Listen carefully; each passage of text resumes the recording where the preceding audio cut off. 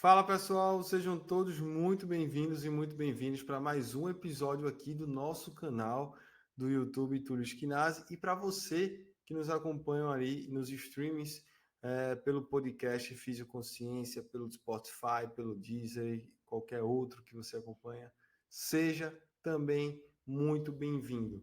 No vídeo de hoje, pessoal, vamos falar sobre um tema que, para quem trabalha ali com esportes, é extremamente comum, tá? A gente vai estar aqui falando sobre as lesões musculares, tá?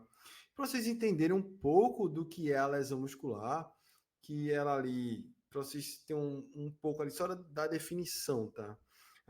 As lesões musculares costumam ser ali uma das principais causas, tá? De incapacidade ali decorrente da prática de atividade física, tá? Seja ela para atletas, seja para também pessoas que não são de alta performance, né? Os atletas amadores, tá? Então, ela tem um alto índice, tá? De lesões que acontecem com pessoas que fazem atividade física, seja ali de alto nível ou não. Estima-se ali que entre 50% das lesões sofridas ali nos atletas, elas estejam ali envolvendo os tecidos moles. Então, a taxa ainda pode variar ali decorrente do esporte, da modalidade ali que escolha. Então, se a gente for dar um exemplo, por exemplo, do futebol americano, a gente vai ter ali 60% das lesões são musculares. Se a gente for ver ali no atletismo, 30% muscular. Então, assim, é uma taxa alta, bem bastante alta, assim, importante para a gente poder ter um parâmetro para dar uma olhada especial e entender, cara, será que o que a gente está fazendo aqui, atendendo hoje os pacientes, de fato, a gente está gerando um resultado bom ou não? Então, a gente precisa ter esse parâmetro para isso, tá? Uma coisa também muito importante a gente entender que, além dessa alta incidência, a gente vai ter um outro problema, que é a questão da reincidência, né? Então, entenda direito aí, não é a incidência. A incidência a gente já sabe que é alta, mas também há uma taxa altíssima de reincidência. Então, a gente vai ver ali que pessoas que têm a mesma lesão num período ali de um ano, 12 meses no caso, o paciente ali fica bom, fica reabilitado, volta a praticar, mas aí existe uma alta taxa de você ter essa lesão novamente no período ali de um ano. Então a gente precisa saber o que é que está acontecendo, o que é que a gente pode fazer para melhorar nossos atendimentos, tá? A gente, para vocês terem uma ideia, um pouco assim, quem já sofreu e quem já tratou lesões musculares sabe muito bem do que eu estou falando. É aquela dificuldade muitas vezes da gente entender quando o paciente já está ali apto para voltar ou não, ou então quando ele pode ter esse tempo de ficar afastado ou não, porque existe ali uma certa ansiedade, tanto do fisioterapeuta, tanto do atleta voltar. Existe também aquela questão de quem trabalha em clube sabe, de dirigentes, treinadores forçarem uma volta ali mais rápida, precoce, e isso acabar atrapalhando no melhor reabilitação desse paciente. Então, a gente precisa fazer com que haja, pelo menos, parâmetros baseados na ciência para que a gente consiga tirar o que há de melhor no nosso paciente, para que cada vez mais essas taxas de reincidências aconteçam com ele, tá? Dito isso, vamos também tentar aqui classificar um pouco, porque vai ficar difícil a gente querer dar aquela aula completa do que é a lesão muscular, tá certo? E isso vamos deixar para quem é assinante da plataforma Fisioconsciência, tá? Lá na Fisioconsciência, a gente está preparando um módulo somente para a fisioterapia esportiva. A gente já tem um curso lá completo de como a gente utilizar a ciência na prática clínica, né? Então a gente tem todo um passo a passo de como você, estudante ou profissional da fisioterapia, consegue aprender a utilizar a PBE na sua prática clínica, né? Então a gente vai auxiliar você como explicar como é que busca um artigo, saber ali como identificar se um artigo é boa qualidade, se não é, e como aplicar isso no seu dia a dia. E a gente também tem o nosso dicionário da fisioterapia traumato-ortopédica, que é justamente, são aulas que a gente dá de forma bem direta como avaliar e como tratar cada lesão da fisioterapia traumato-ortopédica. E aí a gente também vai estar lançando o nosso módulo também da fisioterapia esportiva, tá? Então a gente vai estar trazendo aulas específicas dos esportes, de lesões específicos da fisioterapia esportiva, tá? Então aqui a gente vai tentar dar uma pincelada para não ficar muito longo esse vídeo aqui, de um pouco do que a gente há de melhor a fazer nas lesões musculares, beleza? Então, dito isso, ó, a primeira classificação que a gente tem das lesões musculares é de 1962, gente. Então, assim, faz bastante tempo, onde ele vai ali classificar em lesão grau 1, grau 2 e grau 3. E aí tendo as sua especificidade cada uma. Porém, o que há de mais recente que a gente tem é a classificação tanto no consenso de Muniz, como também na classificação britânica, tá? Então, pesquisa depois para consenso de MUNICH, que é o Muniz, e a classificação britânica de lesões musculares. Você lá pode ver lá de forma detalhada cada uma e vocês darem uma olhada para saber como também embasar melhor os seus atendimentos e também suas condutas, tá? Mas, entre isso, a gente precisa também fazer algumas classificações antes. Se é uma lesão funcional ou se é uma lesão estrutural, tá? Então, vamos lá. O que seria uma lesão funcional? Ela vai representar ali em casos de dor por esforço, uma fadiga muscular, ou ali em casos de câimbras, por exemplo, que são causas mais neurogênicas, tá certo? E aí, normalmente, essas lesões funcionais, elas estão mais relacionadas a queixas musculares, mas nem sempre vai impedir a pessoa de realizar suas atividades, tá? Geralmente é aquele desconforto, tá? Seja ela atividades do seu dia a dia, como esportivas, ela não vai ficar ali impossibilitada, incapacitada muitas vezes, tá? Que é diferente das lesões ali estruturais que costumam vir acompanhadas ali de uma grande incapacidade, tá? E as lesões estruturais são aquelas que apresentam ali nos exames de imagem, seja ela na ressonância magnética ou no ultrassom, alterações macroscópicas, tá certo? Do músculo. Então, você pode ver ali visivelmente nos exames que demonstram ali que há um rompimento ali de fibra, tá? Vendo isso, a gente também tem os fatores de risco, né? A gente tem ali os fatores que possam a vir a contribuir para que esse atleta ou esse praticante de atividade física possa ter um maior risco de ter ou não. E quais são esses fatores que estão correlacionados com maior risco de você ter uma lesão muscular ou não? A gente vai ter ali questões de lesões prévias, né? Seja ela muscular ou seja ela quais forem. Então, a pessoa que tem lesões, que apresenta lesões, desde lesão muscular, como, sei lá, entorse no tornozelo, dores no joelho, enfim, isso já um fator de risco para apresentar lesão muscular. Beleza? Assim como também um baixo condicionamento físico. A gente já está, acho que, careca de saber aí que você ter um baixo condicionamento físico, você vai estar ali aumentando os fatores de risco para qualquer tipo de lesão. Então, é importantíssimo que você tenha um bom condicionamento para que você esteja apto para fazer as suas atividades esportivas de forma segura, tá? Então, condicionamento físico, um baixo condicionamento físico é um fator de risco. Idade avançada, né? Então, isso aí também vai variar de esporte para esporte, de demanda ali, de capacidade física. Então, uma idade também avançada vai ser ali, está ali associado também a fator de risco, assim como também um retorno precoce e lesões reincidivas. Então, tudo isso vão ser fatores que estão extremamente associados a você apresentar ali uma lesão muscular. Porém, a gente também pode classificar esses fatores de risco de duas formas, que é tanto os modificáveis, aqueles que a gente pode ali alterar de alguma forma, assim como também aqueles que não são modificáveis. Para a gente entender um pouco, um exemplo disso que os modificáveis têm é questão de força muscular, posição de jogo, velocidade ali na corrida. Tudo isso a gente consegue modificar de alguma forma e prevenir.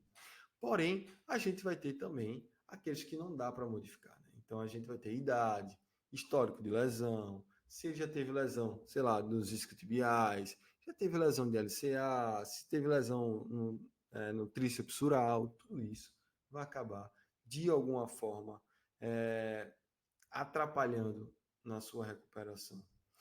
Quando a gente vai pensar em avaliação, a gente precisa ter também alguns parâmetros extremamente importantes, que é entender o contexto, né? Qual foi o contexto dessa lesão?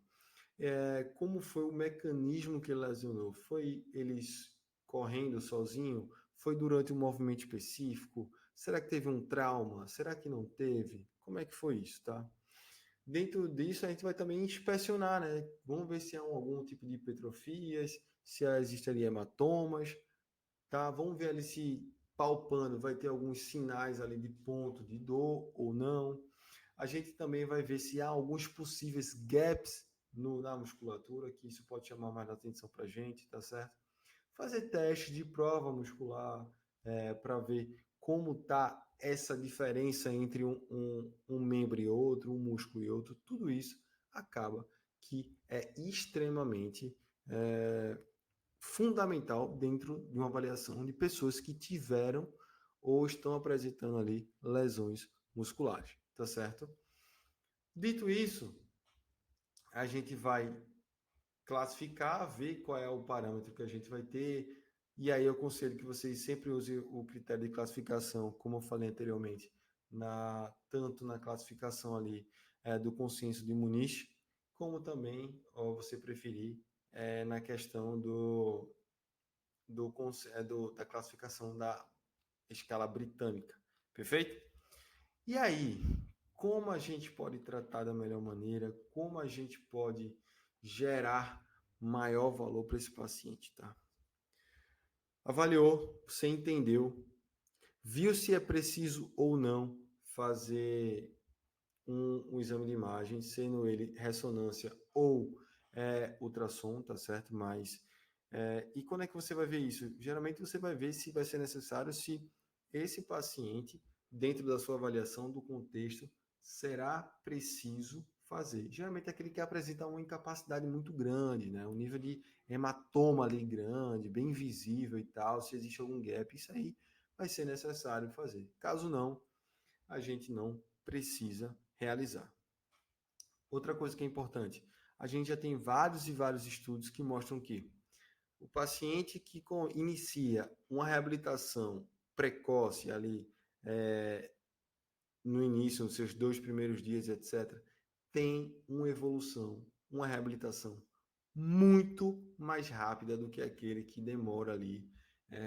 Se eu não me engano, o estudo ele comparou entre 2 e 6 dias. Eu não lembro bem se foi 6 ou 9 dias, enfim. Mas o estudo de 2013, tá? De quem, meu Deus? Não vou lembrar. 2013 não, 2017. Ele fala que ele comparou. Eu vou deixar aqui o link abaixo, não se preocupe, tá?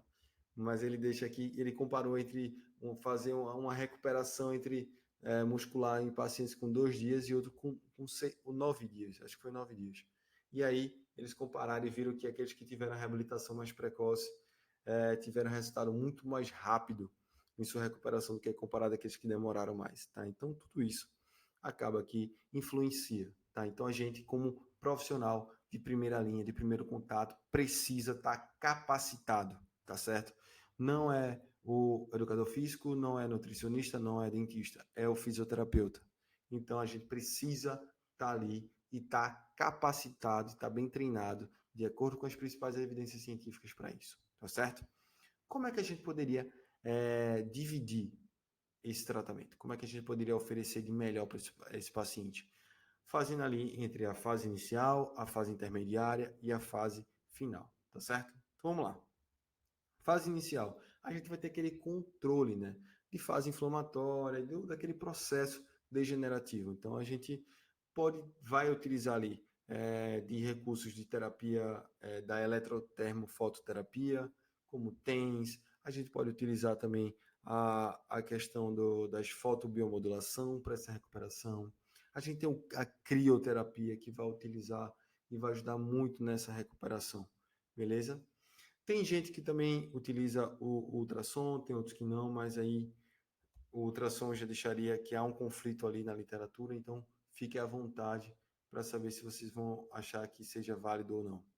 Dito isso, carga controlada, a gente já inicia também a recuperação ali da manutenção do condicionamento dele no geral, e aí começar a introdução de exercícios excêntricos leves e fazendo ali uns exercícios de controle ali associado com isometria naquela região. Então isso aí já começa a fazer. Tem muito paciente que fala, que acha, que acredita que se doer é porque está fazendo, mas a gente entende na ciência que você fazer exercícios que esteja ali no limiar de dor, numa escala analógica ali de dor, de 0 a 10, no nível 5, 6, tá tranquilo, tá numa zona segura que dá para fazer isso, tá certo?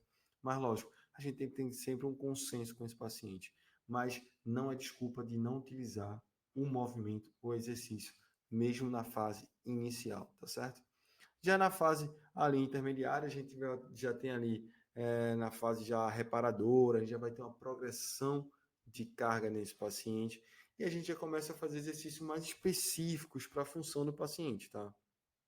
E também é, a gente vê muito na literatura exercício de estabilização do tronco também, que é muito importante, visto que a grande maioria das lesões musculares são em membro inferior, a estabilização do tronco também se vai ajudar muito, tá? Então aí a gente vai ter exercícios excêntricos, isométricos, concêntricos, com cargas crescentes, sempre atento ao relato do paciente. Então, bastante carga, mas sempre atento a cada feedback que o paciente está.